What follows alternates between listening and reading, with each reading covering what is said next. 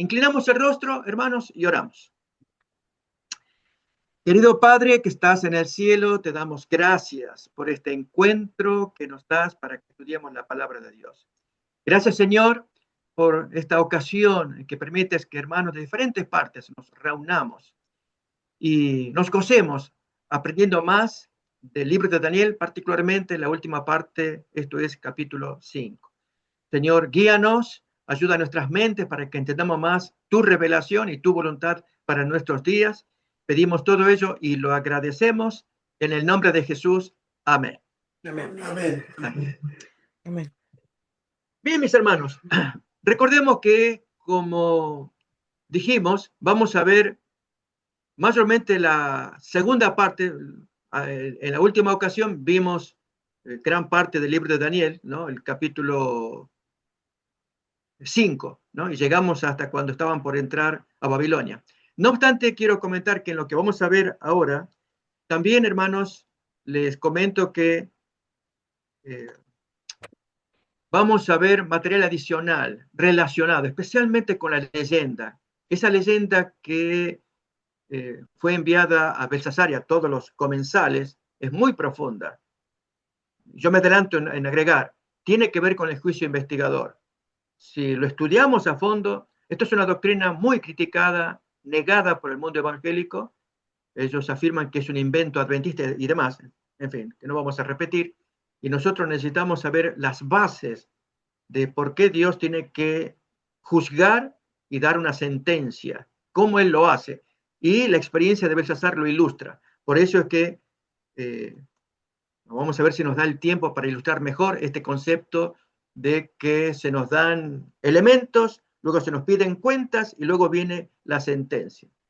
Daniel 5:30 decía, la misma noche fue muerto Belsasar, rey de los caldeos. Ya vamos a ver que quien actuó allí fue Ciro, no fue Darío el Medo. Pero Darío el Medo recibió realmente en forma muy amable de parte de Ciro, y vamos a ver la relación que había entre ellos dos. Vamos a probarlo con la cita de Elena White, Josefo también lo trae, y la cita de un historiador antiguo que compite con el más conocido, que es Herodoto. Entonces, este otro se llama Genofonte, ahí vamos a ver las referencias.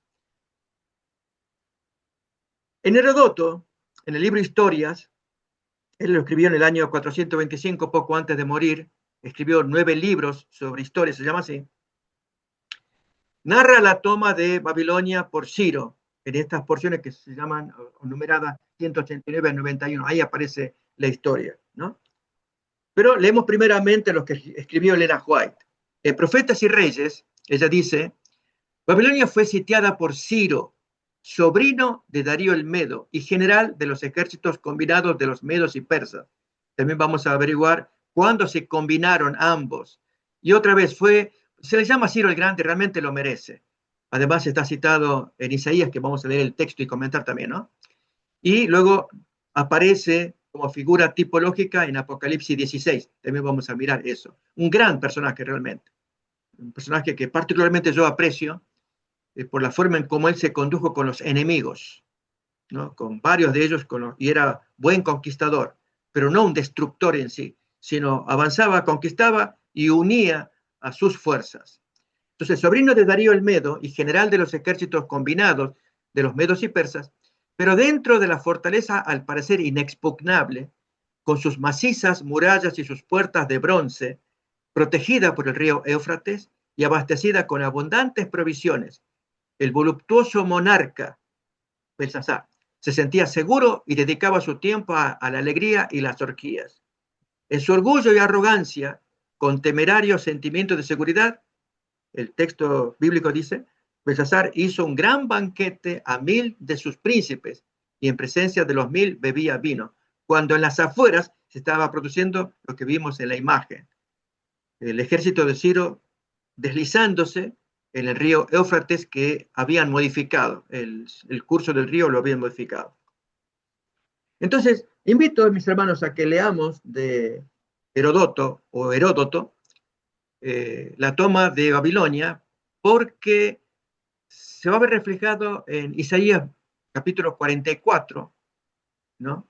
45 también, y luego en Apocalipsis capítulo 16. Por eso vale la pena leer la parte histórica que no lo trae Daniel, capítulo 5. Por algo el Señor no dio más detalles de qué pasó con eh, el río Éufrates por medio de Ciro. Pero tanto la historia secular, por un lado, que es la que vamos a leer ahora, como también la prueba que nos da Isaías, capítulo 44, casi al final, ahí menciona el secamiento del Éufrates.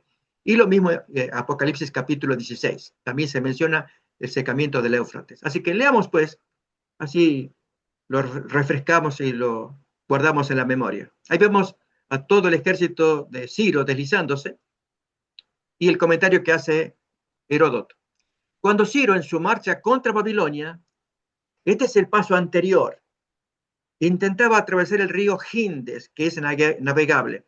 Es un río cercano al Éufrates. Uno de sus caballos sagrados del grupo de los blancos penetró desbocado en el río tratando de atravesarlo, pero la corriente lo engulló en sus aguas y lo arrastró. Ciro, como es natural, se irritó sumamente ante ese sacrilegio del río y lo amenazó con dejarlo tan menguado que en lo sucesivo hasta las mujeres podían atravesarlo fácilmente sin mojarse la rodilla. Noten el resentimiento que Ciro traía contra lo que le pasó a su caballo.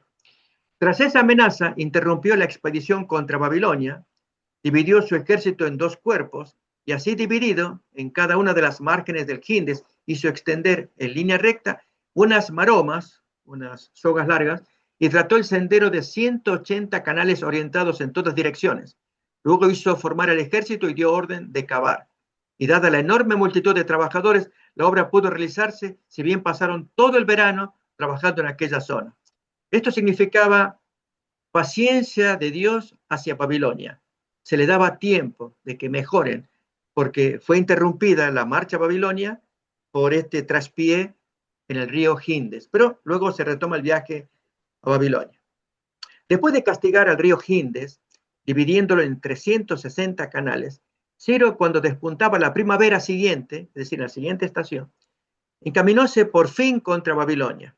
Los babilonios, por su parte, salieron a campo abierto y le esperaron. Así, cuando en su avance llegó a las inmediaciones de la ciudad, los babilonios presentaron combate y, vencidos en la batalla, se recluyeron en la ciudad. Y uno se empieza a hacer preguntas.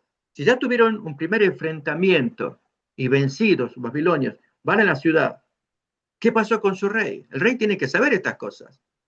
Y en lugar de saber que Ciro era implacable, invencible también por la forma en cómo él se movía, en lugar de prepararse, porque Herodoto va a contar luego que se le podía haber ganado a Ciro, pero cuando uno está metido en orgías, en holgorio, en distracciones, y ese es un punto, hermanos, para aplicarlo a nuestro tiempo. Permítame agregar también esto, ¿no? Si uno se prepara a tiempo, se puede enfrentar la gran batalla que se viene, pero cuando uno se distrae con pasatiempos y perdiendo el tiempo y gastando energías en cosas que no dan provecho, fue lo que le pasó a toda la gente de Belsasar, en lugar de prepararse adecuadamente. Pero como sabían perfectamente ya de antemano que Ciro no permanecería activo, pues por el contrario, le veían atacar a todos los pueblos sin excepción ninguna, habían acumulado previamente provisiones suficientes para muchísimos años. En otras palabras, iban a tener una resistencia pasiva, es decir, no hacerle guerra. El hombre que ataque lo que quiera, que haga lo que quiera. Aquí nos vamos a encerrar en el río, con el río Éufrates alrededor. Ya vimos creo que en el video anterior, cómo se formaba Babilonia. O creo que lo vamos a ver en otro video, en otra diapositiva. Los canales que rodeaban la ciudad hacían inexpugnable entrar a la ciudad. O sea, no se podía entrar sin permiso. Y si alguien quería entrar, los de adentro debían saberlo. Y así no concedían al asedio la menor importancia. En cambio, Ciro estaba sumido en un dilema en vista de que iba pasando mucho tiempo y las cosas no progresaban lo más mínimo. ¿Qué iba a hacer? Pues ya tuvo la experiencia con el Gindes, hacer desviar el río. Finalmente, ya fuera que en medio de sus dudas alguien se lo sugiriera o que él personalmente se percatara de lo que debía hacer, lo cierto es que hizo lo siguiente. apostó su ejército, que puso fin al asedio, en la confluencia del río por su entrada a la ciudad, apostó asimismo otros contingentes en la parte opuesta de la misma, por donde el río sale de ella, y ordenó a las tropas que cuando advirtiesen que la corriente se hacía vadeable, irrumpieran por allí en la ciudad. Tras apostar, pues, a sus hombres de este modo y darles las susodichas órdenes, él en persona se retiró con el contingente menos efectivo de su ejército. Y al llegar al lago, Ciro hizo exactamente lo mismo que había hecho la reina de los babilonios. No da el nombre, podría haber sido Nitocris, que fue la madre de Belsasar, con el río y el lago, es decir, por medio de un canal dirigió el río hacia el lago, que a la sazón era una ciénaga, logrando que el cauce primitivo se hiciera vadeable al descender el nivel del río.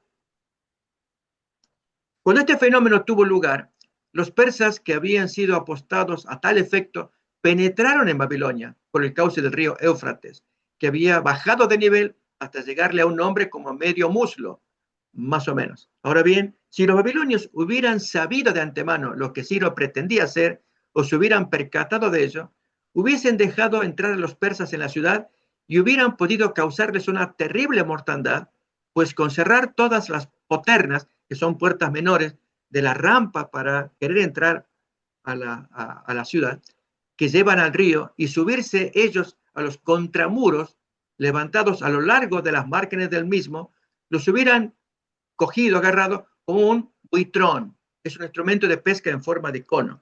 Yo animo, hermanos, que gastemos un tiempito, quizá cuando tengamos tiempo, de ver qué es un buitrón. Yo no sabía. Es un instrumento de pesca que consiste en un cono y que uno lo tira, son dos conos en verdad, y agarra peces, porque el pez entra por abajo y entonces luego abajo se cierra cuando uno jala de arriba, ¿no? Como un cono, ¿sí? Y esta gente podría haber hecho lo mismo.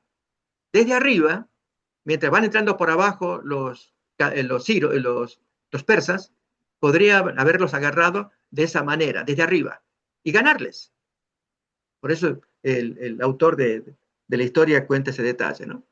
Pero el caso es que los persas se les presentaron de improviso, y debido a la gran extensión de la ciudad, según cuentan los que en ella habitan, cuando ya habían sido tomados los arrabales de la misma, digamos los alrededores, los babilonios que vivían en los barrios del centro no sabían que aquellos habían caído, sino que, como se daba la coincidencia de que estaban celebrando una fiesta, de eso sí cuenta Daniel 5, en aquel momento se hallaban bailando y se encontraban en pleno jolgorio, hasta que al fin se enteraron y perfectamente de lo que ocurría. Así fue tomada entonces Babilonia por primera vez. Hermanos, es para pensar en esta historia que se nos trae, ¿no? ¿Qué pasó con esta gente que podían haber evitado, sobre todo sabiendo que Ciro era infatigable? Ya se lo conocía como conquistador. Iba, venía por allí y conquistaba las naciones de ese tiempo, ¿no? Y ahora le tocaba el turno a Babilonia. Pero la gente del centro, dice allí, los que estaban en los bailes, el jolgorio, y habla de 1000 que estaban allí en la corte con Belsasar, ellos ni se enteraron que ya en las afueras había caído la ciudad. Entonces venían despacio, despacio. Y habían caído, hermanos, porque, ya vamos a mirar, veían a Ciro como un libertador. ¿Por qué? Porque estaban hartos de Belsasar y de Nabonito, el papá, porque no habían hecho las cosas correctas a favor del dios Marduk, que era el dios principal de Babilonia. Por lo tanto, no hubo mucho derramamiento de sangre, la gente los aceptaba, la gente más humilde, ¿no? Estaban hartos. Y Darío de Media tomó el reino siendo de 62 años. Al tomar el reino, ahí, claro, uno suponía que lo tomaba así como está, que él capitaneó el ejército y demás, ¿no? ¿No? No fue así, hermanos. El texto solamente dice que Darío de Media tomó el reino. Ahora, ¿cómo lo tomó? Eso nos lo va a contar un historiador. Y que entonces no contradiría en absoluto el texto bíblico, por el contrario, entenderíamos quién es este desconocido Darío de Media que aparece aquí. Y ahí viene lo interesante, hermanos, que es los críticos. Recuerden que estas lecciones forman parte de lo que llamamos Daniel en el foso de la crítica y la victoria, ¿no? Y hay hermanos que cuando oyen hablar de estas críticas que los enemigos hacen contra el libro de Daniel y toman algunos elementos cuestionables, uno de ellos, quizá el principal, sea Darío de Media, la identidad, la historicidad de Darío de Media. Pero gracias a los aportes que ha hecho un historiador, Genofonte en particular, y de paso se hizo una tesis doctoral también, Steve Anderson. Sugiero yo, para quien lee inglés, está en PDF el material, ver cómo este hombre se las ingenió para estudiar a fondo quién era Darío de Media, y finalmente sale con todos los argumentos, tal como la hermana Juárez lo cuenta. Este Darío de Media es el tío de Ciro, ¿no? Y entonces Genofonte cuenta más detalles, solamente que no aparece el nombre Darío de Media, sino Siajares. Ese es el nombre con que era conocido, ya que Josefo es el que cuenta que Darío de Media tenía varios nombres con lo cual era conocido. Entonces ahí todo se va armonizando para que aceptemos la historia bíblica como genuina, y sobre todo que Daniel fue testigo ocular, nada menos que él presenció la caída y descifró el enigma, que es un mensaje muy importante para nosotros. Entonces vamos a ir a algunas pruebas arqueológicas. Las inscripciones de Nabonido, como es la crónica de Nabonido, parecen indicar que las hostilidades entre Ciro y Babilonia venían produciéndose desde el año 546, ya poco después de la caída de Lidia, del rey Creso, que cayó aquello, ahora le tocaba el turno a Babilonia. Dios sabía, hermanos, con estas naciones paganas, cómo castigarlas oportunamente. En su tiempo fue Nabucodonosor, ¿no? Él fue anterior a Ciro, él murió antes de Ciro. Y él fue quien a quien Dios puso como el martillo de las naciones. Así era conocido Nabucodonosor. Las naciones no se componían, lógico, eran paganas, muy entregadas al pecado, al vicio. Entonces Dios va a levantar un segundo Nabucodonosor, si lo podemos decir así, que fue Ciro, y también fue un castigador, ¿sí? Un hombre que solamente que con su sensibilidad él sí apreció las cosas del Señor y honró al Señor también cuando liberó a los judíos. Y él nombra el nombre de Dios, lo venera, digamos, respeta ese nombre, ¿no? Sigo leyendo. El mismo documento cuneiforme, sin embargo, narra la toma de Babilonia sin aludir a un asedio impuesto por Ciro. Y ahí, en el texto de Herodoto, menciona Gobrias, que sería, también se lo conocía en los textos de babilonios, como Gubaro o Gbaro, que era un sátrapa de Asiria, un babilonio pasado a los persas. Él ocupó sin lucha Sípara y luego la propia Babilonia. Eso va a contar Herodoto. Merced a una sublevación de una parte de la población de la ciudad que era hostil al rey Nabonido, que era el papá de Belsasar.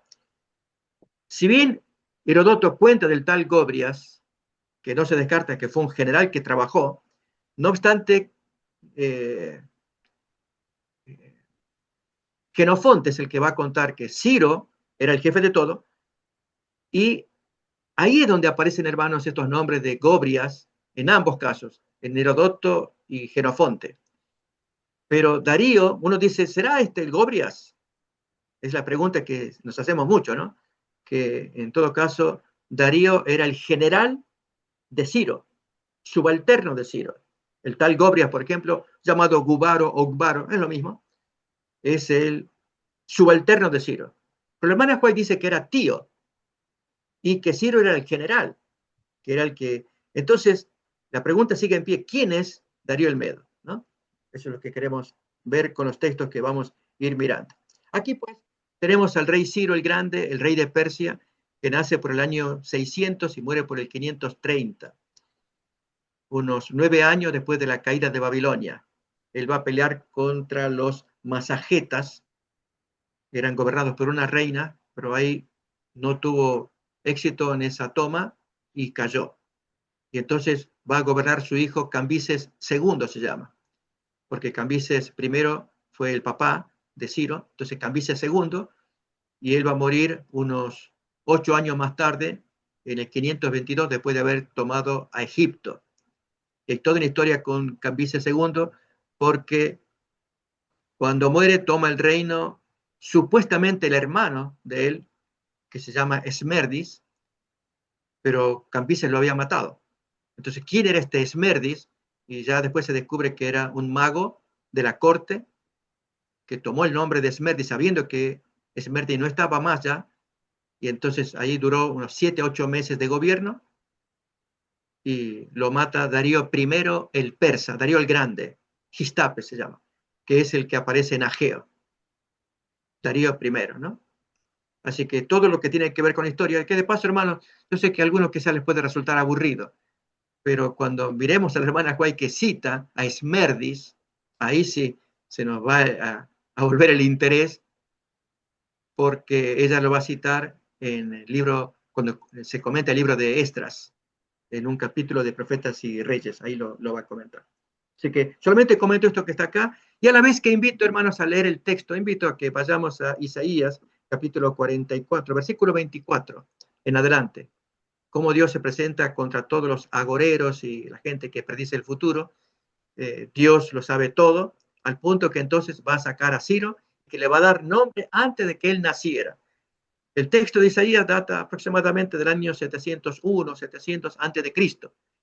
Y Ciro aparece, calculen, 140, 141 años más tarde, tomando Babilonia.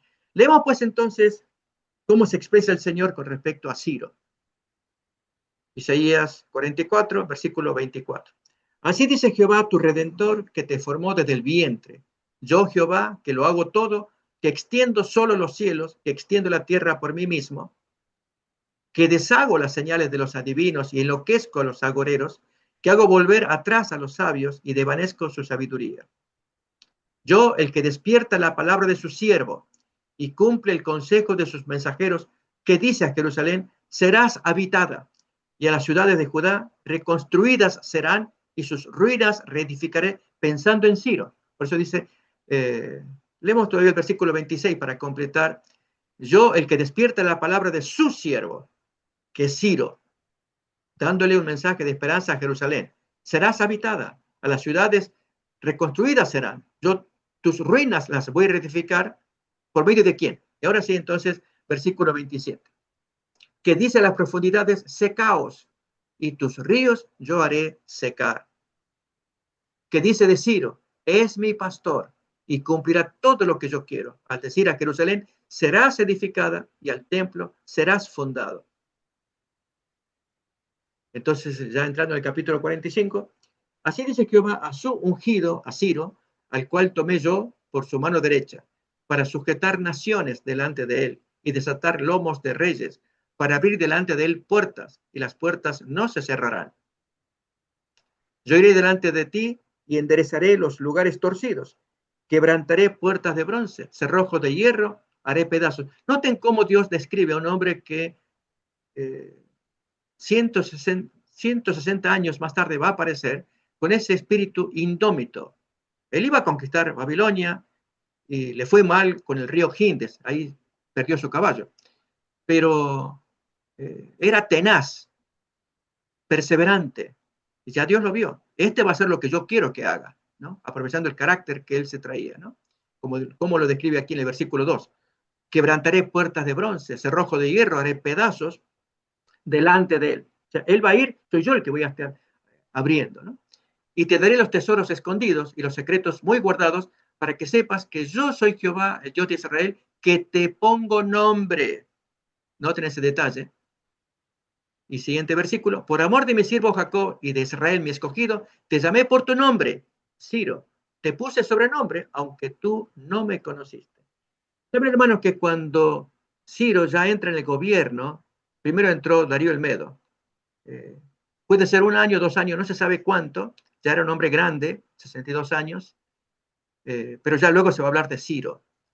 Y en el primer año de Ciro, lo va a contar Esdras, es cuando va a dar el decreto de repatriación. Y la hermana Joy cuenta que quien le dio o quien le hizo notar fue Daniel. Él está en Profetas y Reyes, quien le muestra la profecía de Isaías y él quedó conmovido. Qué bonito, hermano. Uno se imagina la escena, ¿no? El gran profeta Daniel, muy ancianito ya, calculen sus 85 años quizás, si en los 605 tenía 18 años y 70 años más tarde, así que hagamos los números, 85, 88 quizás, y ahí es cuando habla con Ciro, haciéndole ver el texto de Isaías, ¿no? Y él quedó conmovido. Por eso, hermanos, quiero a continuación invitarles a que miremos Esdras también, capítulo 1, versículos 1 en adelante. Esto es en el primer año de Ciro, ¿sí? Cómo él se expresa. Y por lo tanto fue un poquito después de Darío el Medo, ¿sí? En el primer año de Ciro, rey de Persia, aproximadamente sería el año 537. Si Babilonia fue tomada en el 539, y suele ser el año ascensional, se llama así, no el año primero. ¿Sí? El año primero es el que le sigue al ascensional. Y por lo tanto, el 538 pudo haber sido el primer año de Darío el Medo, y al siguiente año, 537. Ahí es donde ya entraría el primer año de Ciro, o el año ascensional. Así que ahí andamos, hermano, entre el 537 y 536. Ya expliqué en otra lección lo del año ascensional, ¿no? Recuerden que esto es pura historia. Yo no quiero que nadie se me aburra. Quiero que veamos a Dios actuando en la historia, en los reyes, entrando, saliendo, gobernando, ¿no? Y esto es lo bonito de estudiar Daniel, que tiene mucha historia, y los cumplimientos proféticos, como en este caso, la repatriación, la orden de que los judíos regresen a Jerusalén para edificar el templo. Y es otro tema también de en qué consistió la orden de Ciro, porque la profecía de las 70 semanas, 490 días, años de Daniel 9, esa profecía tenía que ver con la reconstrucción de la ciudad, no del templo. Por lo tanto, la orden de Ciro todavía no era el cumplimiento de esa profecía de Daniel 9. Así que es otro tema para conversarlo también leyendo las órdenes de Ciro. Esto va a aparecer ahora, lo vamos a leer también en Esdras, capítulo 4, 6. Ahí se habla de los decretos de Ciro y de Darío el Grande, Darío el Persa. Y luego el de Artajerjes, que es el que más nos interesa. Y luego habría otro más de Artajerjes, que es con Nehemías, unos 13 años más tarde, que algunos hermanos evangélicos creen que ese puede ser el edicto para sacar adelante las 70 semanas. ¿Y cuál es la diferencia entre el edicto de Artajerjes para con Esdras y el edicto de Artajerjes para con Nehemías, dado 13 años más tarde? Así que eso es otro tema que lo miraremos con más detalle en Daniel 9. Ahí vamos a ver. Solamente me adelanto ahora para ir agregando historia a Ciro, que es el primer decreto. Vamos pues entonces a Esdras capítulo 1, versículo 1 en adelante, leemos. En el primer año de Ciro, rey de Persia, para que se cumpliese la palabra de Jehová por boca de Jeremías, capítulo 25 y 29, que hablan de los 70 años de cautiverio, despertó Jehová el espíritu de Ciro, rey de Persia, el cual hizo pregonar de palabra y también por escrito por todo su reino, con estas palabras. Así ha dicho Ciro, rey de Persia. Noten cómo él nombra a Dios. Jehová, el Dios de los cielos, me ha dado todos los reinos de la tierra, y me ha mandado que le edifique casa en Jerusalén, que está en Judá. Noten, este edicto tiene que ver con templo, no con la ciudad, como requería la profecía de las 70 semanas. Quien haya entre vosotros de su pueblo, sea Dios con él, y suba a Jerusalén, que está en Judá, y edifique la casa a Jehová, Dios de Israel. Él es el Dios, la cual está en Jerusalén. Y a todo el que haya quedado en cualquier lugar donde more, gente que no va a ir a Jerusalén, sino que ya se acomodaron en Babilonia. Entre ellos, por ejemplo, los ascendientes de Mardoqueo y Esther, que ellos aparecen más adelante en la escena, pero sus padres prefirieron quedarse en Babilonia. Ayúdenle los hombres de su lugar con plata, oro, bienes y ganados, además de ofrendas voluntarias para la casa de Dios, la cual está en Jerusalén. Entonces se levantaron los jefes de las casas paternas de Judá y de Benjamín, y los sacerdotes y levitas, todos aquellos cuyo espíritu despertó Dios para subir a edificar la casa de Jerusalén, la cual la casa de Jehová, la cual está en Jerusalén. Entonces ahí aparece en el primer contingente Zorobabel y Josué sacerdote, sumo sacerdote, ¿no? Ellos son los líderes allí que... Muy, muy bonito, hermano. Una historia, imagínense la alegría de toda esa gente, cómo están trabajando a favor de ellos, ¿no? Dios trabajando para que se lleve adelante esta misión. Bien, vamos a mirar en esta imagen ahora. El rey Ciro el Grande, rey de Persia, sabemos quién es, pero el rey Darío de Media, ¿quién es? Entonces la pregunta que nos hacemos, ¿será Siajares II? ¿Sí? ¿Recuerdan? Este Darío de Media fue aquel que intervino en aquella grave trampa que hicieron a Daniel, ¿no? Y por la cual tuvieron que morir ahí después los sátrapas mentirosos, enemigos, y ellos fueron lanzados, ¿no? Pero el rey responsable de ellos fue Darío de Media, y la Biblia le llama rey. Entonces aquí, hermanos, voy a leer, este es un análisis muy bonito, que quien lo desea también se lo puedo enviar, es el análisis de la identidad de Darío el Medo, del libro de Daniel, escrito por un hermano adventista. Aunque existe un silencio con respecto a la imagen de Darío el Medo en las evidencias históricas extrabíblicas, la identidad del Medo descrito en el libro de Daniel ha sido cuestionado y analizado. En esta investigación se realizará una breve descripción de las posturas más relevantes y adoptadas por los investigadores, entre ellos adventistas, en cuanto a la identidad histórica de este rey Medo. El trabajo, en primer lugar, hará una mención a lo afirmado por el relato bíblico sobre la identidad de Darío, para luego describir y evaluar tres posiciones más sobresalientes sobre el rey Medo. Una, Darío como Ugbaru o Gobrias. Ese puede ser una posibilidad. El otro, Darío como Siajares II. Y el otro, Darío como el mismo Ciro, que es alguien, un famoso estudioso que él cree que es Ciro también, y tiene sus bases, ¿no? También se hará una breve mención a declaraciones de Elena White sobre este enigmático personaje.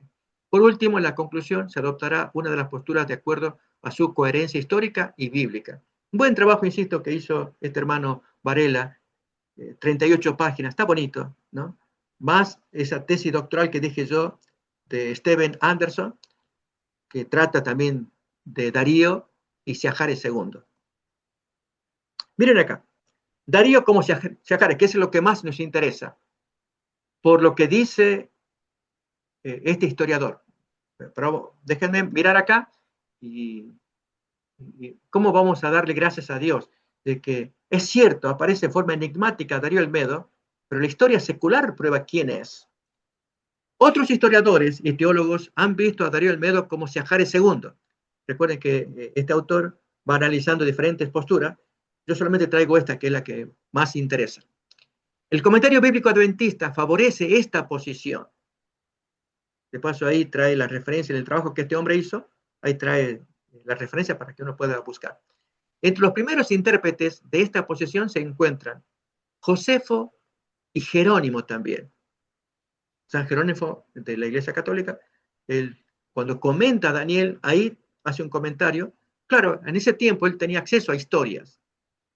La fuente principal para esta teoría es la historia narrada por Genofonte, en una obra que se llama Ciropedia, quien según Anderson, que es este teólogo de la tesis doctoral, es un historiador confiable y concuerda con detalles presentados en el libro de Daniel. A continuación se presentan algunos argumentos. Ciro era hijo de Mandana, hija de Astiages, por lo tanto era sobrino de Siajares, ya que Mandana y Siajares eran hermanos. Siajares era hijo del rey Astiages. Entonces, esta referencia 7, yo en un momentito más la quiero mostrar solamente como referencia para que veamos que Ciro era nieta de Astiages, sobrino de Siajares. Por lo tanto, si era sobrino y Siajares es igual a Darío el Medo, entonces Ciro era sobrino de Darío el Medo y a la vez nieto de Astiages. En otras palabras, Astiages era el papá de Mandana y papá de Siajares. La Biblia llama o la hermana White dice que Ciro era sobrino de Darío el Medo. Entonces, Siajares y Darío el Medo serían la misma persona. Y si Siajares era hijo de Astiages, entonces Ciro era el nieto de Darío, nieto del papá de Darío el Medo, que sería Astiages. ¿Sí? Cuando Ciro conquista Babilonia, le lleva obsequios a su tío, por lo que éste le da a su hija a Ciro, y éste le da el reino a Babilonia. Entonces, esta referencia, sí, hermanos, invito a que la leamos directamente del libro, que ahí se lo pongo. La referencia 8 está en el 8º libro de Ciropedia, el capítulo 5, en el párrafo 17, ahí se ve, que vamos a leer parte de ello. Cuando en su marcha encontraron en las proximidades de Media, Ciro se dirigió al palacio de Siajares, o Siaxares. Y cuando se hubieron abrazado, Ciro, en primer lugar, dijo a Siajares que tenía reservadas una casa y una residencia oficial en Babilonia, para que cuando fuera allí pudiera hospedarse en su propia casa. Noten lo que hace Ciro. Él conquista Babilonia y va al tío y se le dice, ahí te preparé casa, ahí te vas a quedar y vas a gobernar, porque es el rey. Él era rey, de paso, Siajares, pero de Media. Pero estaban combinados ambos. Ya Media, por lo tanto, era un reinado de honor, porque el rey principal era Ciro. Pero como este era el tío, entonces yo te pongo allá en Babilonia y te doy casa, ahí te vas a hospedar. Siajares los aceptó y a su vez le envió a su hija portando una corona de oro, pulseras, un cetro y una túnica meda de belleza imposible de igualar. Mientras la jovencita coronaba a Ciro, Siajares, el papá, le dice, también Ciro, te entrego como esposa a ella, que es mi hija. Tu padre también desposó a la hija de mi padre, de la cual tú naciste. Noten la mezcla familiar que se hace ahí. En este caso, Ciro se casa con la prima. Ya vamos a ver el nombre, se nos va a aparecer abajo, ¿no? Como Darío el Medo le cuenta a Ciro, así pasó con tu papá, que se casó con mi hermana, y de la cual tú naciste. Tu padre también desposó a la hija de mi padre, o sea, esta Mandania, habíamos leído recién, es hermana mía. Entonces, a mi hermana, tu papá la desposó y de ahí naciste, por eso es el sobrino. Entonces, noten aquí el comentario abajo. Recuerden, hermanos, estas son obras eruditas, o sea, gente historiadora que se dedica a esto, ¿no? Pero lo que nos interesa es la identidad de Darío. También Herodoto, en el libro 1, párrafo 107, como Genofonte en Ciropedia, libro 1, capítulo 2, hacen a Ciro nieto de Astiages, rey Medo, e hijo de Mandane, hija de Astiages, y Cambises I, recuerden, Cambises II es el hijo de Ciro, Cambises I es el papá de Ciro, es rey persa. Este matrimonio de Ciro con la hija de Siajares, una princesa meda, es producto, noten acá, hermanos, este comentador dice, es fantasía de Genofonte, y le permite librarse de la dificultad que suponía admitir la tradición de Herodoto, que presenta como esposa de Ciro a una princesa persa, Casandane, hija de Astiages. Por lo tanto, hermana de Siajares. Y era, en consecuencia, su tía, de la que tuvo a Cambises II, que es el que conquistó a Egipto. ¿Sí? Noten que la idea es, ahí se da el nombre de Casandane, que es Mandane es una, es la mamá, y Casandane es la esposa de Ciro. Ahora, esa esposa, ¿quién es? ¿Es la hija de Siajares o la hermana de Siajares? Ese es un tema secundario. Como dice acá, es para hacer más legible. De otro modo, casarse con la tía, ¿qué es esto? Pero no hay diferencia, casarse con la prima también es mantenerlo desde el punto de vista de la ley de Moisés, como algo prohibido, ¿no? Entonces, esto es lo que nos cuenta, y yo vuelvo otra vez a repasar el comentario que leo ahí abajo, la relación de Ciro con Siajares II. Ciro era hijo de Mandana, hija de Astiages, por lo tanto era sobrino de Siajares. Cuando Ciro conquista Babilonia, le lleva obsequios a su tío, por lo que éste le da su hija a Ciro, y el reino de Babilonia. Y la hermana White había dicho, recuerden, esa es la primera cita que hemos leído, que Ciro era sobrino de Darío. Y acá nos dice que es sobrino de Sahar. Y ahora, para completar, le traigo la cita de Josefo, Antigüedad de los Judíos. En esta cita, que aparece en el libro 10, es para ver qué pasa con este Darío el Medo.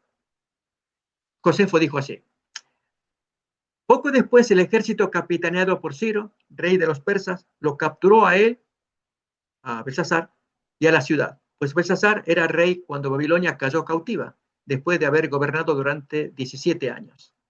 Y este fue el fin de los descendientes de Nabucodonosor. El rey Darío tenía 60 años cuando destruyó el imperio babilonio con su pariente Ciro. Era hijo de Astiages y entre los griegos es conocido bajo otro nombre. Ahí está el tema. Esto fue la pista que ayuda mucho a identificar a Darío el Medo. Era conocido con otro nombre. ¿Qué otro nombre? Siahares. Se apoderó de Daniel y se lo llevó consigo a su palacio de Media y lo colmó de honores. Daniel fue uno de los 3 sátrapas. ¿Recuerdan Darío el Medo? En Daniel capítulo 6, uno de los 3 sátrapas que puso al frente de las 360 satrapías. Entonces, con esto, hermanos, yo sé que puede ser complicado para algunos y decir, no, es cierto, no se niega, hijo de aquí, sobrino de allá, y nieto de aquel, y quién tomó el gobierno y todo esto, ¿no? Sin embargo, el libro de Daniel queda bien parado frente a algunos asuntos. Uno, Josefo es el que afirma que Darío el Medo tenía más de un nombre, era conocido con otro nombre. Ahora sabemos cuál nombre es, Seahares II. Que la hermana Juan dice que Ciro era sobrino de Darío. Y vemos por Genofonte que Ciro va a verlo al tío para darle una casa en Babilonia, era darle el reino. Y en compensación, el tío le va a dar la hija. Por lo tanto, se convierte en suegro, ya que Ciro se casa con la prima. ¿Sí? Toda una mezcla de familia. Pero entonces el texto bíblico queda incólume, queda firme contra la crítica de que Darío el Medo nunca existió. No es así, hermano. Felizmente Josefo ya dijo, él era conocido con otro nombre, claro, Siahares. Bien, así, hermanos. Ya luego, si deseamos, podemos traer preguntas al respecto, ¿no? La conclusión que hace el autor es, la posesión de Darío como Siahares II parece concordar con la persona de Darío el Medo, por su aval histórico, tal como lo presentó la reciente tesis doctoral de Steven Anderson, que es el que trabajó bien a fondo para sacar esto a luz. Esta postura es avalada por lo asumido por Elena White, cuando dice que Ciro es sobrino de Darío.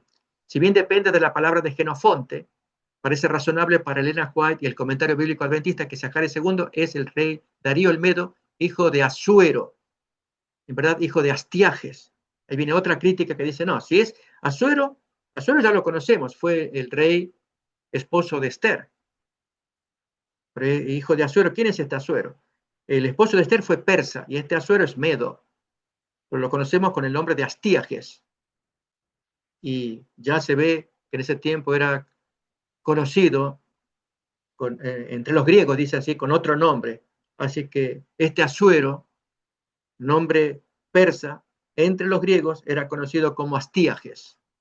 La forma en cómo el griego, en este caso Herodoto, que era griego, es el que escribe la historia, ¿no? Aquí, hermanos, otro comentario. Asuero era Astiages. Ver la tensa relación entre Astiages, rey de Media, y su nieto Ciro, hijo de Mandane, hija de Astiages, y la expulsión del bebé apenas nacido. Herodoto cuenta esto y yo invitaría, hermanos, que en la siguiente lección vamos a ver qué pasó con el imperio del papá de Darío el Medo, que es Astiages, ¿no? Y Herodoto lo cuenta. Y ahí se hizo famoso el caso de Ciro, gran conquistador. Y aquí, hermanos, en inglés, o en español, lógicamente, para quien quiera conocer más sobre Siahares II. ¿Sí? Y ahora sí, llegamos a esta parte que es, considero más importante todavía, las lecciones morales. Mene, mene, tekel, upharsin. Recordemos, hermanos, ya habíamos comentado que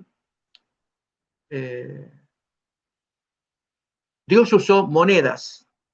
En el caso de la mina, equivale a 60 monedas de oro, unidades que se llaman shekel o ciclo, shekel en hebreo y tekel en arameo.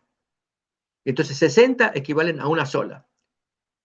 En el caso de Belsasar, tú fuiste pesado. Se usa entonces una de las 60 monedas o del peso de las 60 monedas, el shekel o tekel. Por lo tanto, él pesa una 60ª parte de todo lo que se le dio, del 60 que se le dio. Y por lo tanto, como consecuencia, farsin es la siguiente palabra, y feres es la palabra debajo, es el singular, es la misma palabra, es el plural, dice, y la mitad de la mina. Lo que se te dio a ti, ahora se te parte, se te queda la mitad. Y a la vez hace un juego de palabras con Pérez, paras, que significa Persia también. Entonces esa moneda, la mitad de la mina, significa Persia. ¿Sí? Ya habíamos comentado también que en español sucede algo similar, cuando un nombre deriva de un verbo o el verbo deriva de un nombre. En este caso vemos el nombre mina, que deriva de un verbo que es el verbo numerar, ¿no? El caso de tekel deriva de un verbo que es tekal, que significa pesar. Y el sustantivo pérez, que es media mina, deriva del verbo peraz, que es romper, quebrar. ¿Sí? Como ocurre en nuestro caso, habíamos comentado ejemplos, recuerdan, ¿no? Como palabras como hospitalizar, que es un verbo, deriva de la palabra hospital, ¿no? Y así sustantivos que pueden, por ejemplo, eh, quebranto de quebrantar. La pregunta es, ¿quién es primero? ¿Quién, de cuál deriva? Si el original era quebrantar y del cual deriva un sustantivo, o el sustantivo era quebranto, del cual deriva el verbo quebrantar. ¿Sí? Entonces, esto es lo que pasa en el fenómeno de cuando uno deriva de otro. Del nombre deriva a verbo o del verbo deriva a nombre. Entonces, así como miramos estas monedas que tienen su equivalente actualmente, quiero compartir, hermanos, esta lección en muy pocos minutos, quizá la introducción nomás, que es parábolas. La parábola de aquello que se nos da y se nos pide cuentas de lo que hacemos, qué hicimos con esa parábola. Y para eso, hermanos, voy a dejar acá nomás, por razón del tiempo, están estas dos grandes parábolas. Las parábolas de los talentos, Mateo capítulo 25, versículos 14 al 30, y hay que corregir.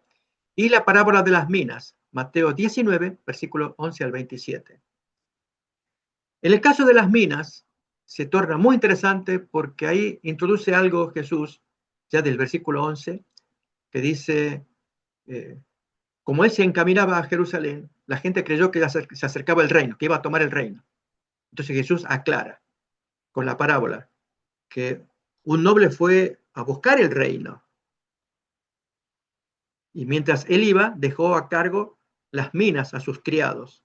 Cuando retornó del reino que se le había dado, ahora pide cuentas de las minas que él entregó. Eso está en Lucas 19. Y en Mateo 25, la parábola de los talentos, tiene que ver con capítulo 24 y 25, que son los eventos finales.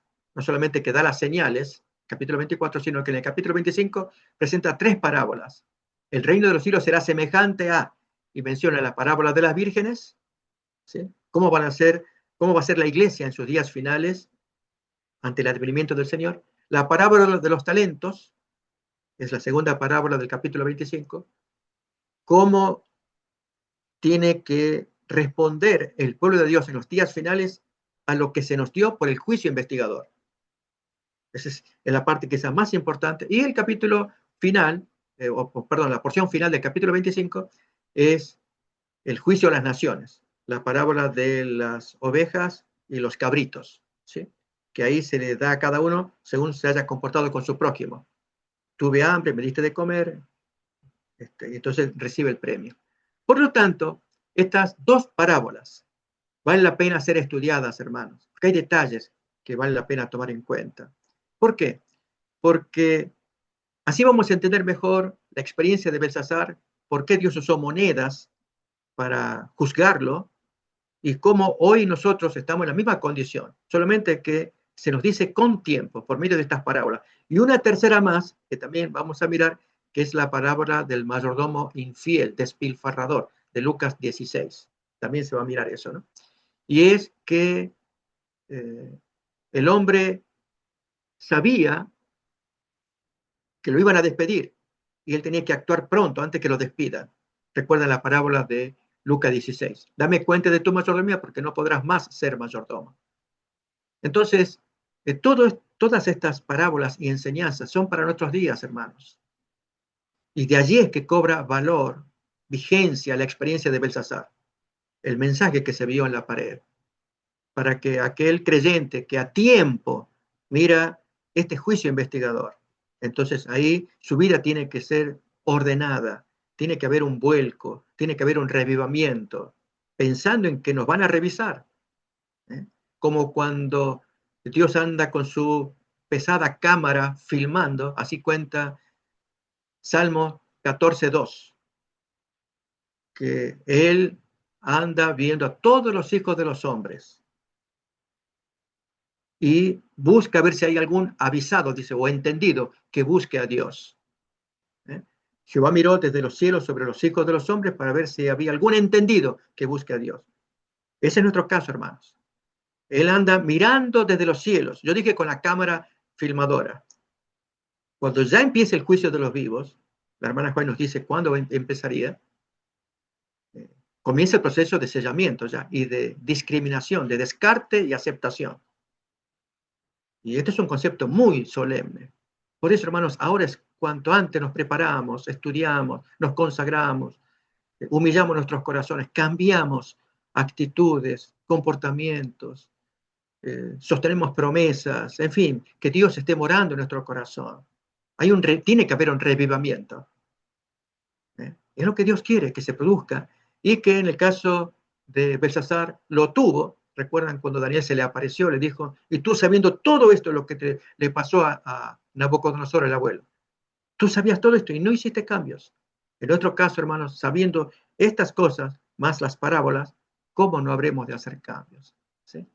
Así que, hermanos, en la siguiente reunión completaremos la tercera parte de esta porción de Daniel 5, mediante el estudio de estas tres parábolas que vamos a estudiar. ¿Sí?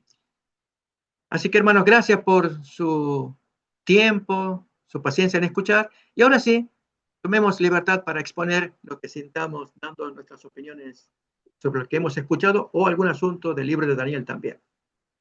Sí, muchas gracias. Muchas gracias, pastor. Muy Amén. interesante, muy interesante. Sí. Amén, amén. El hermano Francisco pregunta, o sea que el pueblo de Babilonia sabía de la invasión de los medos y los persas. Sí, sí, absolutamente lo sabía. Solamente que como se leyó allí, y es bueno el aporte que hace Herodoto, se confiaron en la protección del río Éufrates. Y ahí es donde tenemos que sacar lecciones nosotros. Por eso, de paso, no hemos leído, me gustaría que lo leamos, hermanos, si les parece ahora. Ya que viene la pregunta, aprovechemos para leerlo. Leamos, abramos Apocalipsis 16, versículo 12 en adelante.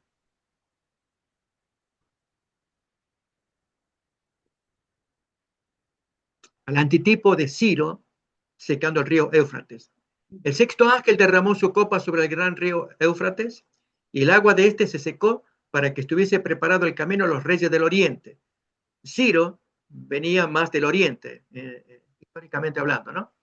Y al decir en plural, sabemos que se trata de Jesús con sus ángeles, según Apocalipsis 19, ahí menciona a Jesús y sus ángeles.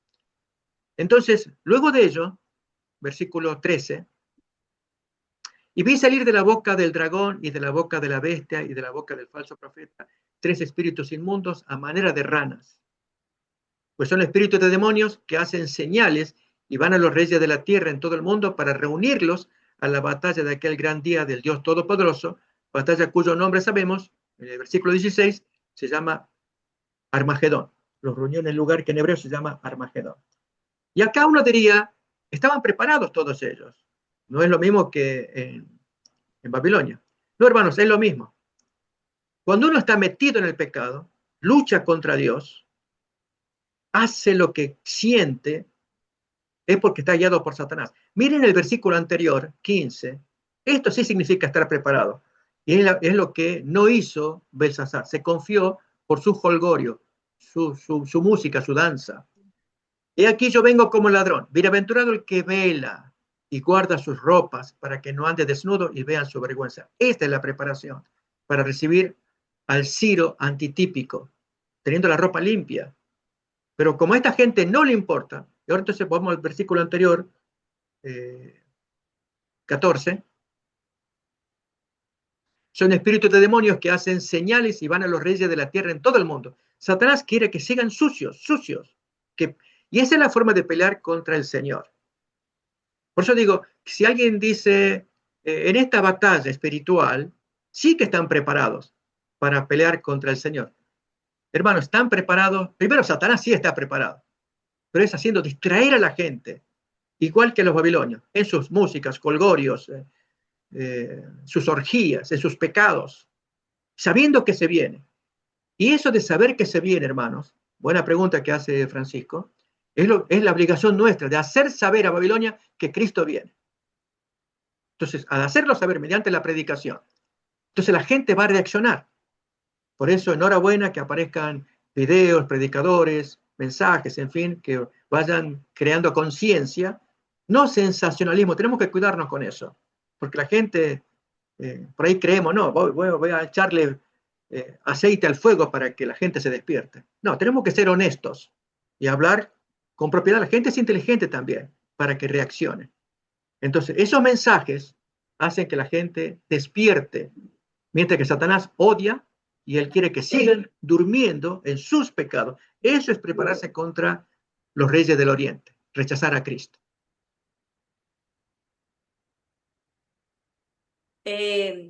Hermano, pastor, a raíz de lo que preguntó el hermano Francisco, él nuevamente pregunta, ¿y su guardia entonces no estaba haciendo su trabajo de vigilia?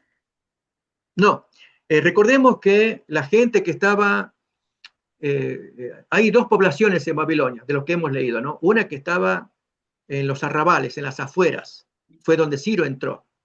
Y ahí no tuvo problema porque la gente lo aceptaba. Ya habían tenido problemas antes con los soldados. Ellos vinieron derrotados y se recluyeron en Babilonia. Cuando Ciro entra, pero entró no a la sede principal donde estaba el gobierno, se fue a las afueras.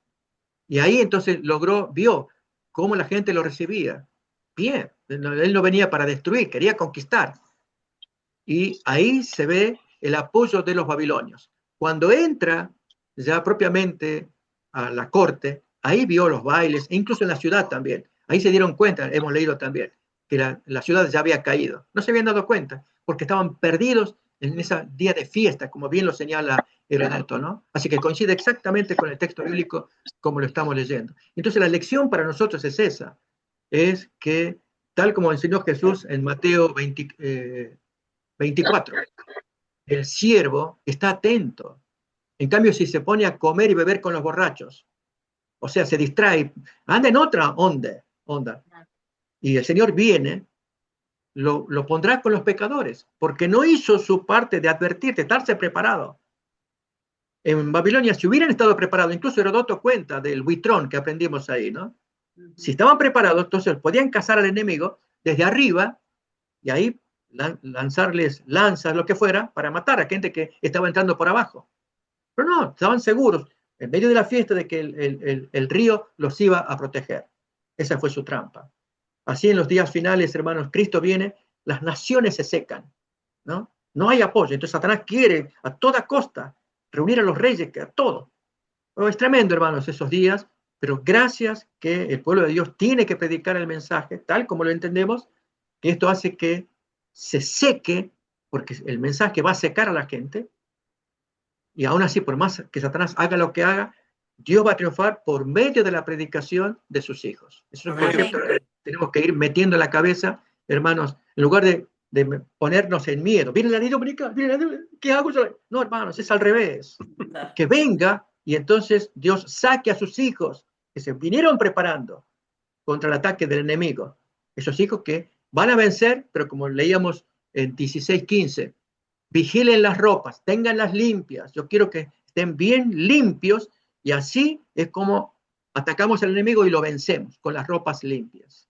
Amén. Amén. Amén. La hermana Conchi tiene varias preguntas. La primera dice, buenas noches, ¿Astiages era medo o era persa?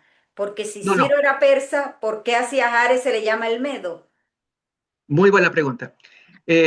Todos los detalles del origen de Ciro, Astiages y demás, lo vamos a ver en el siguiente capítulo, capítulo 6. Ahí tenemos que hablar de Darío con más detalle. No, Astiages era absolutamente medo. Él no era persa. Por eso se dice Darío el Medo. Y luego vamos a ver más detalles del origen de Astiages o Asuero. Recuerden que va a ser la misma persona. Y luego el hijo va a ser Darío o Seajares. De paso, hermanos, en algún momento vamos a leer esa cita de Profetas y Reyes, donde la hermana White le hace un comentario al texto hebreo. Eso aparece en el capítulo 4. No lo vamos a mirar ahora, pero les comento que vale la pena porque traería cuestionamientos al texto bíblico. ¿Por qué? El capítulo 4, en Esdras, comenta de cómo los reyes persas, en este caso sería Ciro y Darío, que son conocidos, ellos reciben los malos informes de los enemigos durante el tiempo de la reconstrucción del templo. Los enemigos samaritanos mandan toda suerte de malos informes. En eso consistió el capítulo 10 de Daniel, que Ciro estaba en un tremendo conflicto por anular la repatriación, por los informes que recibía. Entonces, el texto va a contar que esto pasó en tiempos de Ciro, en tiempo de Asuero, en tiempo de Artajerjes y en tiempo de Darío. Así como lo enumera el texto bíblico. Pero la hermana White, cuando comenta, ella dice, sigue el texto bíblico, en tiempo de Ciro, en tiempos de Cambises, en el tiempo de Artajerjes, este es Esmerdis, y luego en el tiempo de Darío el persa.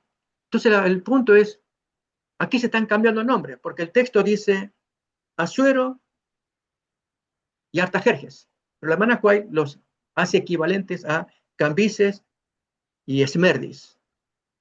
Oh, hermanos, es muy provocativo el estudio, que lo vamos a hacer oportunamente cuando tengamos ya ocasión para hacerlo, ¿no?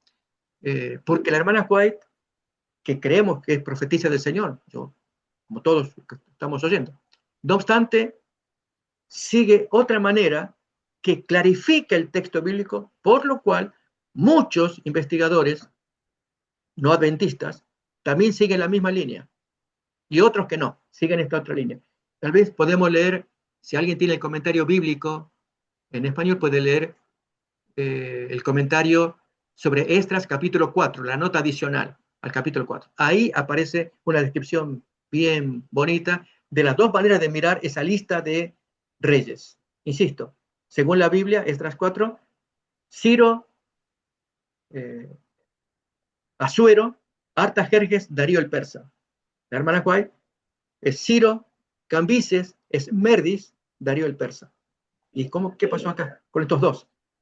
Y Josefo agrega más combustible al tema, cuando él dice que en lugar de Asuero acá es Cambises. Y la hermana White dice que en lugar de Artajerjes es Esmerdis, el impostor. Ella dice así. Entonces, son citas que en su momento las queremos estudiar, pero con esto, hermanos, es ver que Dios quiere que miremos el texto y la historia, para aquellos que les gusta la historia, y afirmarnos en una buena ancla. Y en este caso, tanto Esdras como Daniel son buena ancla para afirmar la historicidad de esos hechos pasados, especialmente lo que tiene que ver con el decreto persa de la reconstrucción. ¿quién fue? Ciro, Darío, Artajerjes en 2 ocasiones, con Esdras y Nehemías. De los 4, ¿cuál es el que cabe? Y los evangélicos, ellos andan en otra línea. Nosotros como pueblo adventista, mirar bien, fundamentarlo para entonces ver cómo se cumplió perfectamente la profecía histórica en el caso de Daniel 9. Una pregunta. Entonces, Astiages era medo. Tenía una hija que era Mandana, que fue la madre de Ciro, ¿no? Sí, Astiages tuvo una hija, Mandane, que fue la mamá de Ciro. Por lo tanto, Astiages era abuelo de Ciro, sí. Y Pero Astiages Mandane era también era medo, meda. ¿verdad? La madre de Ciro también era meda, ¿no? Así es. Y ella se casa con Cambises I, que era el rey persa. Por lo tanto, se hace la mezcla Vale, con el padre, exacto. Papá y mamá. El papá vale, persa, vale. la mamá meda, producen Ciro, y era para que esos matrimonios arreglados, que haya armonía entre los medos y los persas. Ujú. Y hasta ese momento, Media o los medos eran muy fuertes. Ellos ayudaron a Nabucodonosor o al papá de Nabucodonosor en la toma de Nínive, de los asirios, en el 612. Entonces, había buena relación entre Babilonia y Media. Media era muy potente. Pero luego algo pasó porque Astiages se portó mal con el nieto. Eso lo vamos a ver en el siguiente capítulo 6. Y entonces ahí es donde Ciro actúa con el abuelo. Y ahora vamos a conocer un poco más esa historia. Y Ciro va a ser el que lleva de su mamá Meda, Mandane, de su papá Cambises I, y luego que se casa, ahí es donde se casa o con la tía o con la prima. Depende del historiador que uno tome, si es Herodoto, que es el que dice la tía, y Genofonte, que dice que es la prima. Y produce el hijo que se llama Cambises II, que es el que va a tomar Egipto luego, años más adelante, y a la vez mata a Esmerdis, al verdadero Esmerdis. Y entonces aparece un falso Esmerdis que la hermana Julia le llamará el impostor, que tuvo un papel muy importante también y aparece en la Biblia, pero con otro nombre. Entonces ahí es donde, buscando historia, buscamos armonizar, y armoniza, hermanos. Pero depende si vamos a aceptar que el espíritu de profecía, recuerdan, se leyó de Josefo que decía, era conocido con otro nombre, ¿no? En el caso de Darío el Medo. En el caso del texto bíblico, dice de una manera, pero yo no tengo que leer así o lo leo con otro nombre. En algunos casos, hermanos, necesitamos hacerlo. Voy a dar un ejemplo. ¿Para quién le interesa, hermanos? Yo sé que algunos dirán, no, pastor, esto me está confundiendo, yo no puedo dudar de la palabra de Dios. Nosotros necesitamos, hermanos, tener la mente bien. Quien les habla es conservador. No nos preocupemos, yo voy a defender la palabra. Mi propósito es que nos metamos en aguas profundas y salgamos no ahogados, salgamos limpios. Es el caso de Mateo 23, 34 y 35, cuando Jesús profetizó la caída de Jerusalén, del templo, por los pecados que estaban cometiendo. Jesús trae la razón, porque a ustedes se les va a pedir cuenta de la sangre derramada desde el comienzo del mundo, desde Abel hasta el último profeta muerto entre el templo y el altar. Y ahí se da el nombre. Difícilmente Jesús se haya equivocado, más bien Mateo, que escribió de memoria y no le acertó con el nombre. Ahí entonces necesitamos leer el otro nombre real, que fue el profeta que falleció, que mataron, entre el templo y el altar. Invito, si queremos, hermanos, leer ese texto. Eso está en Mateo capítulo 23, versículos 34, 35, también 36, pero 34 y 35 se va a entender mejor. Miremos ahí. Por tanto, he aquí yo os envío profetas y sabios y escribas, y de ellos a unos mataréis y crucificaréis, y a otros azotaréis en vuestras sinagogas, y perseguiréis de ciudad en ciudad, para que venga sobre vosotros toda la sangre justa que se ha derramado sobre la tierra, desde la sangre de Abel el justo hasta la sangre de Zacarías, y ahí viene el problema. El verdadero Zacarías es hijo de Joiada, porque el hijo de Berequías es el profeta Zacarías que acompañó a Ageo, es otro, ¿no? El Zacarías hijo de Ageo fue anterior, este fue primero, este hijo de Berequías. ¿A quién matasteis entre el templo y el altar? Entonces, cuando uno hurga en el libro de Crónicas, segundo de Crónicas, ahí se va a contar la historia de Zacarías, hijo de Joiada. Realmente fue tristísima esa historia, como el rey Joás, que había sido bendecido. ¿Recuerdan de Atalía? Sí. La reina bruja, decimos. Bien. Ella quiso matar a toda la parentela para quedar como reina. Y se salvó el nieto. ¿Quién es? Es el Joás, pequeñito, se salva. Y entonces lo cría Joiada, el sumo sacerdote. Él se hace cargo, ¿no? Hasta que cumple 7 años y ahí ya toma el reino. Y Atalía, traición, ella dice así, traición, la matan. Y ahora sí, Joás se desarrolla como rey, va creciendo, bajo la tutela del sumo sacerdote, que fue buena persona. Lamentablemente con 2 esposas, o a veces uno no entiende esas historias, pero fue buena persona. Y entonces, Joás está siempre agradecido a su Salvador, que es el sumo sacerdote Joiada. Y este sacerdote tenía un hijo llamado Zacarías. Cuando muere Joiada, ya Joás el rey está grande, Zacarías el profeta está grande, y aquí que Joás descuida, porque había sido muy fiel, hasta incluso amonestó a su mentor, el sacerdote Joiada, de hacer mejor las cosas en el templo. Y Joiada aceptó. Estaba bien educado, digamos así. Pero muere el mentor y ahora Joás se deja arrastrar por sus pasiones, por los malos consejeros y todo esto. Entonces Zacarías ahora le amonesta y no soporta la amonestación y lo hace matar entre el altar y el templo. Eso fue horrible, porque él no fue agradecido al papá de Zacarías, que le salvó la vida. Al contrario, se rebeló. Acordémonos de David cuando Natán le amonestó por el pecado cometido. Inmediatamente David se humilló, pidió perdón. Y Natán que dice, tu pecado está remitido. En cambio acá no, acá fue al revés. Entonces, esa historia Jesús la pone, pero es hijo de Joiada. En cambio, el hijo de Berequías es otro profeta muy bueno, muy noble, que fue anterior, del tiempo de Ageo, del tiempo de Darío el Persa. ¿Sí?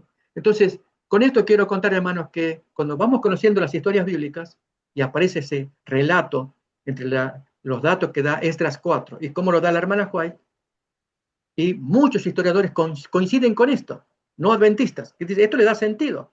La hermana White, Dios guió para que, y alguien diría, pero ¿por qué se pusieron estos nombres?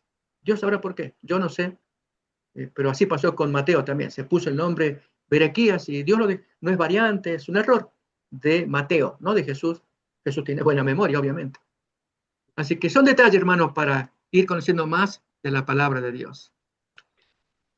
Vi una mano levantada también hace rato, creo que Carlos la había levantado. Sí. Espero no aburrir, hermano, honestamente no. Sí. Cuando es historia me agrada, pero no quiero cansar a nadie. Hola, Sí. Adelante, Carlos. ¿me escuchas? Sí. Antes que nada, muchas gracias, Gustavo, y a los hermanos. No, para nada, la historia a mí particularmente me gusta mucho. El tema es, tanto Heródoto como Jenofonte, ¿de qué documentos se valieron para convalidar todo esto de la historia de Daniel, Ciro y Darío? Buena pregunta. Tú fíjate, Carlos, habíamos leído año 425, cerca de ese periodo cuando él escribe sus historias, un poquito después ya fallece, ¿no? Así que si hacemos los números al tiempo de Ciro, exactamente 100 años atrás se había producido la caída de Egipto, en 525, y 5 años más todavía, la muerte de Ciro. Así que en el caso de Heródoto, él escribe aproximadamente unos 110, 15 años más tarde de los hechos. Jenofonte otro tanto, lo escribió tardíamente. En cambio, Daniel es un testigo ocular. Él lo miró. Así creemos los que confiamos en la palabra de Dios y el testimonio recto de la Escritura. En cambio, hay quienes, influidos por la alta crítica, que es otra forma de evaluar el texto bíblico, mayormente surgida en Alemania, ya hace siglos atrás. Lo ven de forma distinta. Entonces, esta gente antigua se valían de los documentos que había en esos días. De hecho, hay varios historiadores, Veroso es uno, Polibio es otro, que tienen registros y en base a esos escritos que son anteriores a Herodoto y Jenofonte, ellos eran muy lectores, leen, ok, y van tomando de allí, tomando de allá, y se van pasando la historia, en algunos casos errónea, ¿no? Pero es lo que el mundo secular acepta como válido, no la escritura, porque dicen yo no aceptamos esto de inspirado por Dios, no, esto es, más bien suena a mitología, prefiero la historia que donde no pretenden profecías, no pretenden milagros, no pretenden, porque ahí, por ejemplo, en Daniel 6, el milagro de los leones, en tiempo de Darío el Medo, no, milagros, tenemos que ser realistas, los milagros no existen. Entonces, esas premisas tiene la gente de la alta crítica, y así es como evalúan la historia. Hermano, nosotros no trabajamos de esa manera.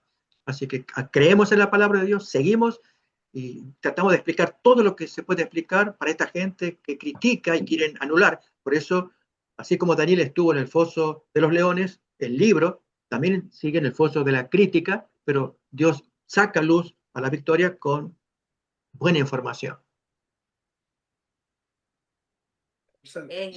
Muy bien, pastor, la hermana Conchi, ella tiene una pregunta que hizo. En la Biblia también aparece Megido en relación al rey Josías y Necao, faraón. Eso está en Crónicas, capítulo 35, versículos del 20 al 24. ¿Se refiere también al monte Carmelo de Elías? Está cercano, sí, así es. Así es. Este caso es famoso, el caso de Josías, que el faraón Necao le decía que no se meta, y él prefirió avanzar, y ahí fue donde murió, ¿no? Por parte de Necao, que no lo quería matar, tenía buena relación, pero la pelea era con otra gente, y ahí finalmente Necao hizo lo suyo. Pero efectivamente ahí es el valle de Megido, de ahí deriva el nombre de Armagedón también, pero en relación más a la obra que hizo Elías, cuando hizo bajar fuego del cielo. Entonces allí está cerca el valle de Megido. No es un monte, es un valle. Ya, ya. La hermana también preguntó, ¿Asuero Astiages era diferente del marido de Esther? Sí, absolutamente, absolutamente. De ahí viene entonces otra crítica, ya que Asuero, más conocido como Jerjes, es otro nombre que tiene, ¿no? Pero ese es el esposo de Esther. Mientras que este otro Asuero es de los medos, y entre los medos no había tal nombre, más bien lo había entre los persas. Pero como se mezclaban ellos, es posible que, no tenemos prueba de ello, ¿no? Pero este Darío, hijo de Astiages, sería el nombre correcto. Dice hijo de Asuero, no tiene que ver con el Asuero de Esther, que es mucho posterior, ya es el siglo, pensemos año 485, es cuando surge ya en escena este Asuero, y estamos hablando de Darío, año 539, así que año 530 y feria contra 480 y feria, hay años entre un siglo y otro. Son diferentes los dos Asueros, sí, es correcto. Ah, ya. El hermano Francisco también hace un comentario, dice, los únicos que no estarían recibiendo entonces serían los que estaban en la gran fiesta tomando y comiendo. Y es lo que va a estar lo que va a estar haciendo el mundo en el tiempo final. Así es. Esa gente, tanto del palacio como de la parte céntrica, porque no solamente el palacio, era una fiesta aparentemente nacional, o sea, tipo holiday, o sea, festival para todos. En el palacio se celebraba de cierta manera. Ahí, en el centro de la ciudad, también había celebración. Esa gente, Ciro se las ingenió, porque muy hábil, muy hábil. Sabía que ganando al resto de la gente a su favor, que estaban desconformes, entonces tendría el apoyo de ellos sin perder soldados. Él no quería perder ningún soldado. Entonces, cuando llega ya a la parte céntrica, ahí vienen los problemas. Y ya era tarde, ya estaban todos copados, y finalmente lo que él quiso más era tomar a Belsasar, que era el cabeza, junto con Nabonido. De Nabonido no se habla, pero era el odio que tenía el pueblo contra ambos por cómo habían descuidado a Marduk, al Dios nacional de Babilonia. No habían hecho las edificaciones, todo esto ya lo miramos antes. Por eso es que daban aprobación a que venga el libertador. Y como Ciro no tenía problemas con los dioses, ahí miramos que él rindió su homenaje al Dios del cielo. Él es Dios, dice así, ¿no? Pudo haber salido de su corazón o una forma política de dirigirse a gente con la cual llevarse bien. Así también con los babilonios. Ellos creen en Marduk, que es el dios principal. ¿Ok? ¿Qué es lo que ustedes quieren? No, que otra vez vuelva todo a su cauce. Sacar a esta gente que hacen gastar plata en fiestas y andan en otra cosa. ¿Ok? Entonces ahí es cuando cambian el gobierno y llaman a Darío el Medo para que se haga cargo de ese gobierno. Eso es lo que tenemos así con las fuentes que hemos leído. El hermano Carlos da muchas gracias por la explicación de la historia y la hermana Conchi también. Muchas gracias, pastor. Amén. No hay Amén. más preguntas hasta el momento. No sé si alguien quiera preguntar algo más. Si no, que calle para siempre. Muchas gracias, pastor. Muy lindo el Bueno, tema. Vamos a esperar la tercera parte, Dios mediante, la próxima reunión. ¿Sí? sí. Y creo que la historia también tiene mucho que hablar, porque lo que nosotros estamos viviendo ahora no es otra cosa que un cumplimiento profético de lo que tendría que ser la historia en este tiempo. ¿Sí? Y esa es la parte, Gerardo, agradezco el comentario, ¿no? Que quizá más importa. Cuando leamos historia, hermanos, bueno, es cierto, a algunos les gusta, a algunos no. Yo trataré lo posible de que nos guste a todos, ¿no? Por las lecciones morales que podemos extraer, no por la pura historia en sí, lección moral, y para nuestros días, ¿no?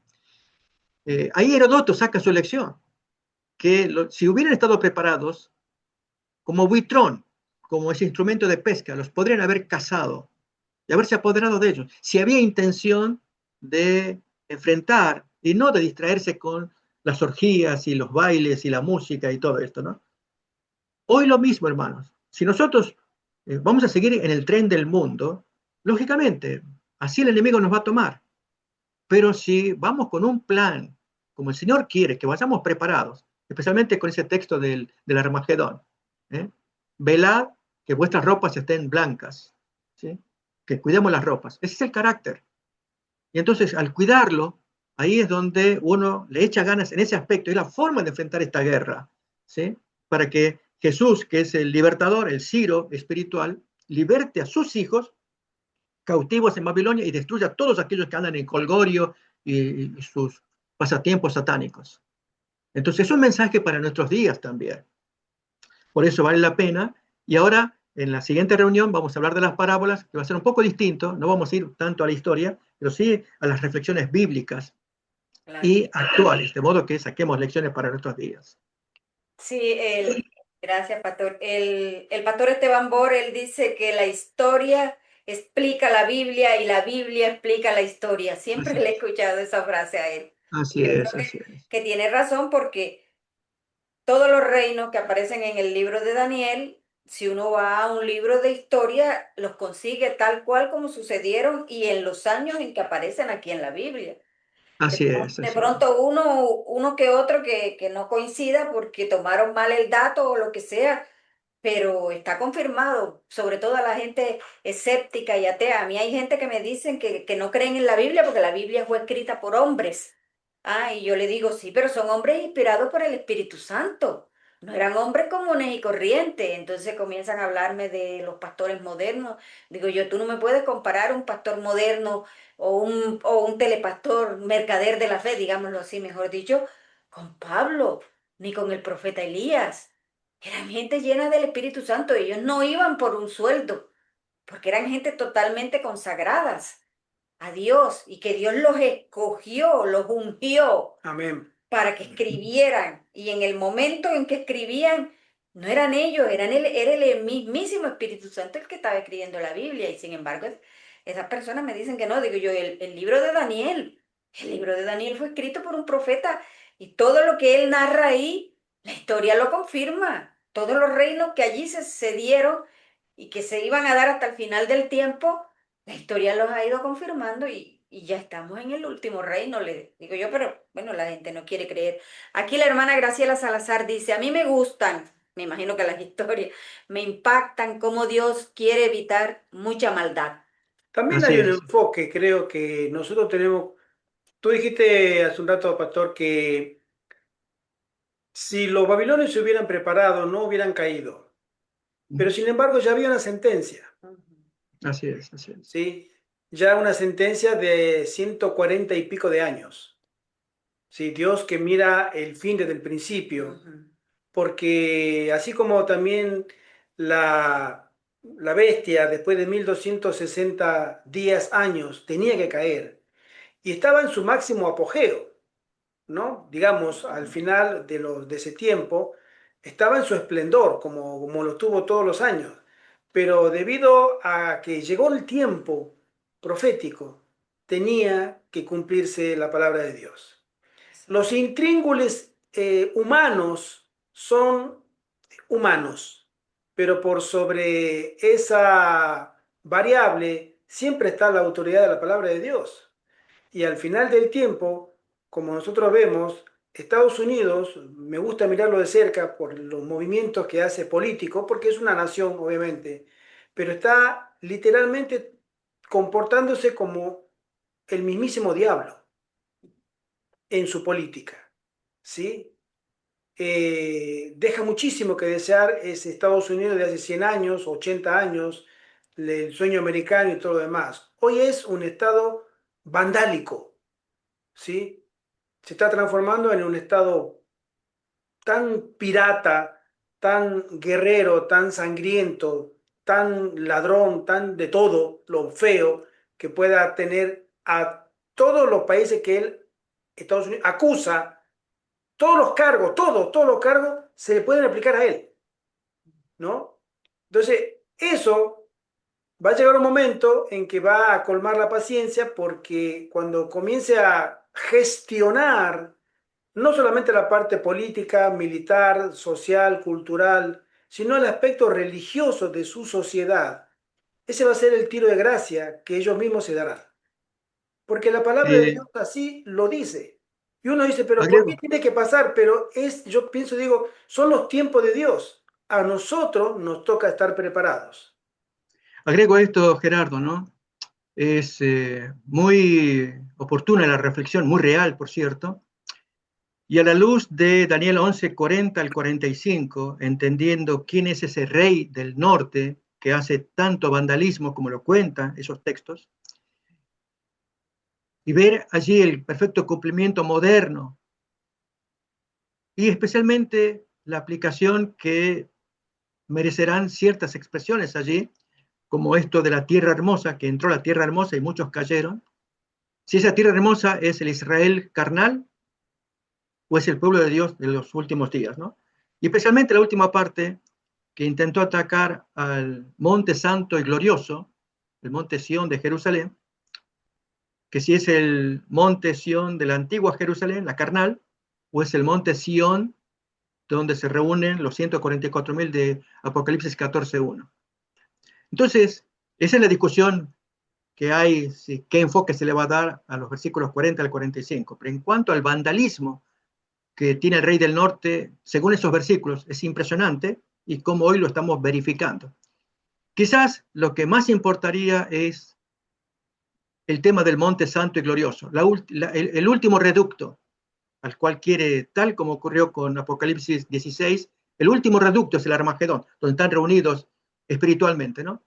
Los 144.000. Y destruyendo a esa gente, ya se recupera el planeta. Esa es la idea de Satanás. Y ahí es donde entramos nosotros. Y si bien es cierto, dijiste, ya está profetizado, en el caso de Ciro, 160 años atrás, ya estaba dicho, ya estaba sentenciada Babilonia. Eso es correcto.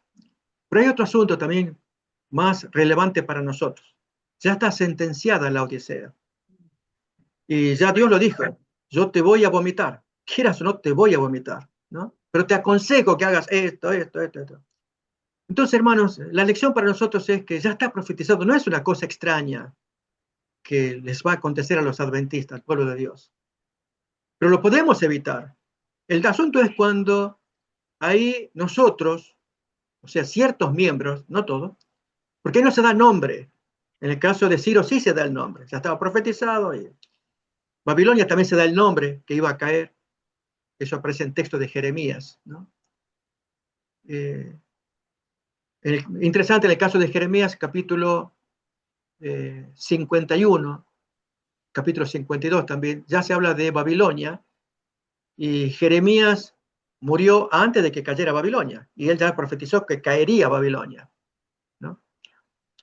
En el caso de la Odisea es algo similar. Se dice que va a caer, no se dice quiénes. Y ahí es la preocupación nuestra. No sea que por causa de nuestro descuido caigamos y finalmente Ciro tenga que decir, yo ya lo había dicho, 160 en feria de años, ya te lo había dicho. No, pero yo pensé que era para el otro, no para mí. Ese es el problema. Por eso, hermanos, lo de las profecías se torna muy importante, especialmente cuando lo aplicamos al fuero personal. Y es que Dios ya lo dijo y tenemos que tomar inmediatamente, acusar recibo, de ver qué hacemos para que la situación sea favorable para nosotros, obedeciendo, cambiando, revivándonos, todo lo que sea necesario que Dios pide que hagamos. Pero ¿cuántos de nuestros compañeros no lo logran ver? Y ellos pueden caer junto con la Odisea. Amén. Amén. Muy, muy solemne los tiempos Amén. que nos toca vivir ahora. Y Amén. tenga el Señor misericordia de su iglesia. Amén. De los fieles que están militando y que a veces digo que temen el nombre de Dios, porque quieren ser calificados por Dios como siervos fieles, pero eso lo va a determinar únicamente el cielo, no mi autopercepción, como lo hace la Odisea. Ah, no, yo estoy bien. O sea, Así el es. Señor me ama, ¿no? Yo soy la iglesia. Y no. El Señor dice, no, lo que tú digas no sirve. Así es, así es. Así es. Gracias, Gerardo. Gracias, hermanos. No sé si habrá otra pregunta más que queramos traer. Y ya después de esto vamos a hacer. Aquí no por el momento, así que creo que todo quedó muy claro, muy bien expuesto. Y bueno, nos faltará cerrar el capítulo 5 con la explicación de las parábolas. ¿Sí? Especialmente inspirándonos en Talento. el mensaje dado a Belsasar. Claro que sí. Exactamente. Muchísimas gracias. Muy bien, hermanos. Oramos, inclinamos el rostro y pedimos la bendición. Amén. Oremos. Querido Padre que estás en el cielo, te damos gracias por el tiempo que nos das para que estemos juntos estudiando la palabra de Dios. Gracias, Señor, por las lecturas libres, los comentarios libres también.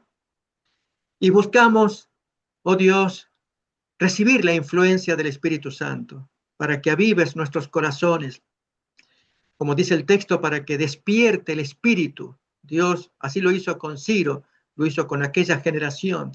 Y deseamos, oh Dios, que lo hagas con la nuestra, que despiertes nuestro espíritu a la belleza de la palabra de Dios y a tomar muy a pecho, muy en práctica, todos los consejos que Dios da a su pueblo de la Odisea. Querido Padre, bendice a todos los hermanos que han participado, aquellos que mirarán el video también. Nos encomendamos en tus manos y especialmente pedimos perdón, clemencia, misericordia para nuestras vidas y nuestras familias. Que nos ayudes a despertarnos para que, aprovechando el tiempo, edifiquemos el carácter en lo que queda por delante, hasta que tú, Señor, actúes con tu pueblo como será tu voluntad. Oh Dios, pedimos tu bendición y esta oración la elevamos en el nombre de Jesús. Amén.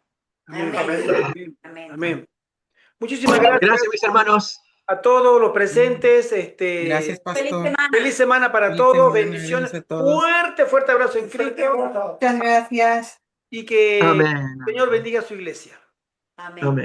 Amén. Gracias, bendiciones. Bendiciones. Para todos, hermanos.